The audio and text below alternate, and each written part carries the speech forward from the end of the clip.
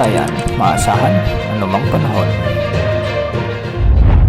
Magandang araw po sa ating lahat. Ngayon ay araw ng Miyerkules, November 5, 2025 at narito ng pinakahuling update sa magiging lagay ng ating panahon. Patuloy nating minomonitor ang bagyong Tino at ngayon ay nasa coastal waters na ng Linapacan, Palawan at sa mga susunod na oras ay tatawirin na nito ang northernmost portion ng probinsya.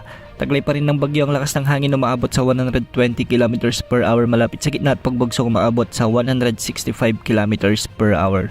Nasa typhoon category pa rin ang bagyong ito at patuloy na kumikilos ng pakanluran-hilagang-kanluran sa bilis na 15 km per hour. Nakataas pa rin ang signal number 4 sa northernmost portion ng Palawan kasama ng mga bayan ng El Nido, Taytay at Araceli kasama na ang Calamian Island. Signal number 3 din sa northern portion ng Palawan at kasama na ang Cuyo Island. Samantala nakataas din ang signal number 2 sa southern portion ng Occidental Mindoro, ang southern portion ng Oriental Mindoro at ang central portion ng Palawan kasama ng Cagayan Silio Islands. Maraming lugar pa rin ang nakataas ang signal number 1 lalo na sa ilang bahagi ng Mimaropa at Western Visayas at magpapatuloy ng pagkilos nito patungo sa West Philippine Sea. Tumatumbukin naman ng bagyo ang Vietnam area at posibleng makalabas na ito sa ating area of responsibility bukas araw ng Huwebes. Dahil dito makakaranas pa rin ng masungit na panahon ang Palawan, Oriental Mindoro at Occidental Mindoro dulot pa rin ng bagyong Tino.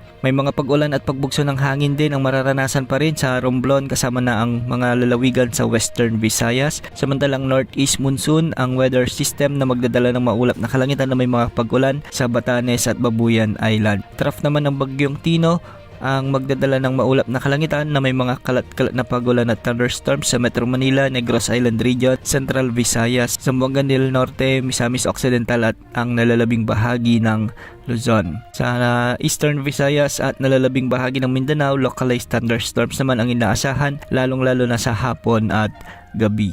Samantala, ang isa pang bagyo na nabuo sa labas ng ating area of responsibility, ito yung potensyal na tatawagin natin sa pangalang Uwan ay huling namataan sa 1,800 km silangan ng Southern Mindanao. Taglay nila ng bagyo ang lakas ng hangin maabot sa 55 km per hour at pagbugsong maabot sa 70 km per hour. Kumikilos ito ng pakanluran timog kanluran sa bilis naman na 20 km per hour base sa pinakahuling forecast track na inilabas ng Pag-asa ukol sa bagyong ito. Inaasang lalakas na ngayong araw bilang tropical storm ang bagyong ito at bukas araw ng Huwebes inaasang magiging severe tropical storm ito at gabi ng Huwebes inaasang aabot na ito sa typhoon category.